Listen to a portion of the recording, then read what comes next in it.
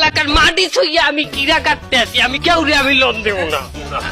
ওটা মাটি নিয়ে ওটা কুত্তার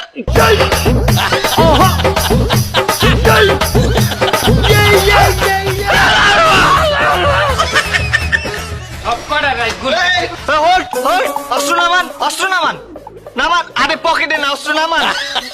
আমি আপনি দিনে দুপুরে গেলে অস্ত্র লইয়া রাস্তায় ঘোরেন, মানুষের হয়রানি করতে আছেন। আপনি তো একজন সন্ত্রাসী মিয়া। না না না না না স্যার, আমি সন্ত্রাসী না। না আপনি সন্ত্রাসী না, আপনি এলাকার জামাই। আপনার হাল্লা গোলাকে দুলাভাই খেলেন না। আমি জামাই টামাই না, আমি একজন সমিতি আলা, সমিতির অফিসার, এলাকায় কিস্তি উঠাইতে আসছি স্যার।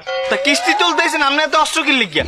জীবনে অনেক অনেক খাতা কলম লইয়া তার মানের কাছে কাছে আসছি, কেউ কিস্তি দেয় না, কেউ কিস্তি দেয় না। বাবারে সোনারে, বাবা গো, কাকু বাতিজা, মা গো, কত কিছু যে বলাইছি, সোজা কথায় গিয়ে ওঠে না, কেউ কিস্তি দেয় না।